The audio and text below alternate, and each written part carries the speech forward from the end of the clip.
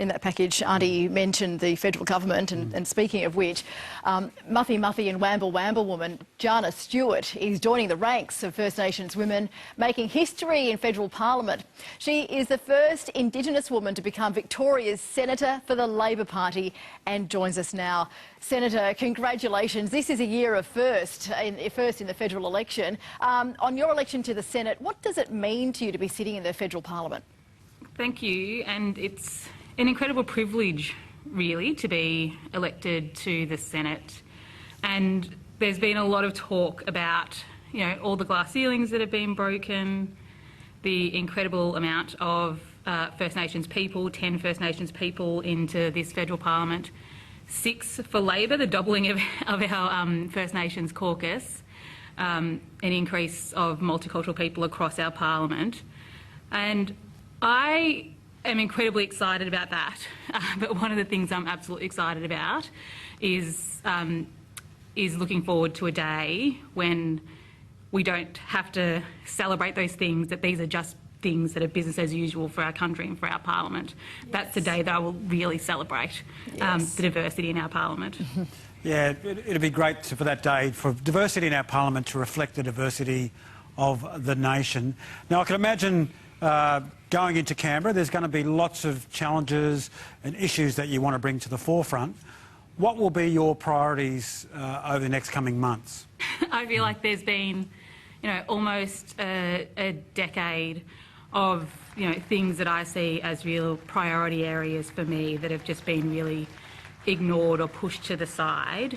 So those things include, a focus on, social welfare issues. I want to focus on women, First Nations women from multicultural communities. I want to focus on children and families. I've spent the better part of my career working with children and families on the front line in Aboriginal organisations, in the public service, in politics, as a family therapist. And for me, I can see that, when you have that investment, when you have that focus on children and families, you get better outcomes across a whole spectrum of areas in education, in employment and our economy more broadly. So for me, the focus is absolutely on children and families, on education, on jobs, and of course, like one of Labor's key platforms or commitments going into this election, which is the voice and the Uluru Statement from the Heart work. Yeah, let's look closely at the Uluru Statement now. Labor is committed to implementing the statement in full. Senator, how will you work to ensure that communities in Victoria and even those with dissenting views are heard? Yeah, that's a really great question. I'm really glad that you asked it. We've got a body here, which I'm sure that you're well and truly aware of, which is the First Peoples Assembly of Victoria. They are a legislative body. They are elected by the Aboriginal community here in Victoria, both general elections and people who were elected from traditional owner organisations to work with the state government on matters that relate to treaty. And in Victoria, we've got a nation-leading Yuruk truth and justice process happening here as well. So we've got a lot in Victoria to work with when it comes to things that have been established and work that's already underway to really help guide us in our work on the national stage. So I'm really proud of the work that's happening here in Victoria, and I really look to, continuing to work with, groups like the First Peoples Assembly of Victoria. Yes, Senator, you mentioned before that in your professional career you've been an advocate for children and families and communities. What do you see as the Albanese's government priorities in these areas, especially working with children? I can see that there's, I suppose one of the things for me is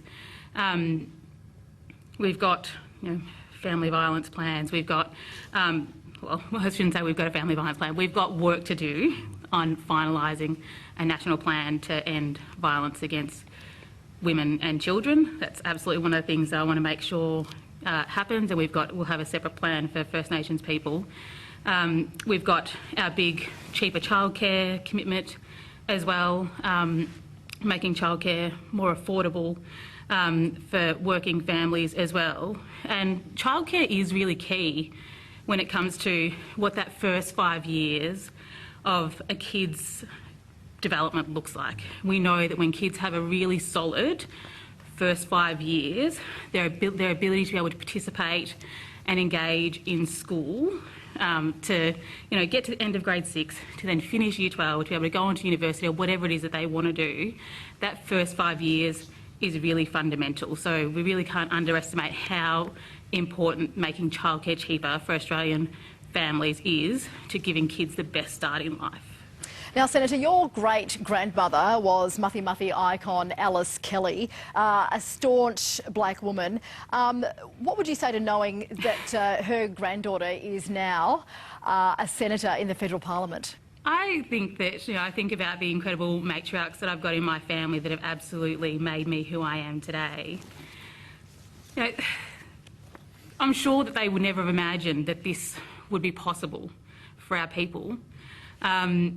She would be incredibly proud, I think. I think about people like my great-grandmother, Nana Kelly. I think about my nan. I think about my aunties and cousins now, who have an incredible sense of pride that we get to have, one of our own community, our own mob, our own family, in a place like this. I was chatting to one of my great aunties who, she was having a conversation with saying, you need to tell me, niece, when your first speech is. And I was saying, absolutely, aunt, of course I will do that. And her comment was, we've got a Kelly in Canberra, so that's my maiden name, Kelly. We've got a Kelly in Canberra, and they are absolutely excited about it. But for me, I think this is, while it's my family incredibly excited about me, to me it's also an incredibly powerful message to lots of other young Aboriginal women, children who can see themselves reflected in our national parliament. That this is a place that you can aspire to be. This is a place that you belong, because you've got incredible people like Auntie Linda Burney and Senator McCarthy in places like this as well, who have come before me. Yep. You're in such good company. It's a really powerful message. Yeah, oh, absolutely, absolutely. Oh, congratulations. We can't wait to see what you bring to the role in the Senate. Thanks for joining us on The Point. Thank you. Oh, JP, like the Senator says, wouldn't it be great for this to just be normalised instead of celebrating first? Exactly. It's just a normal thing that we're celebrating First Nations people in the Parliament. Yeah, and it will be an exciting time for her family and her community, and also the state of Victoria. Yeah.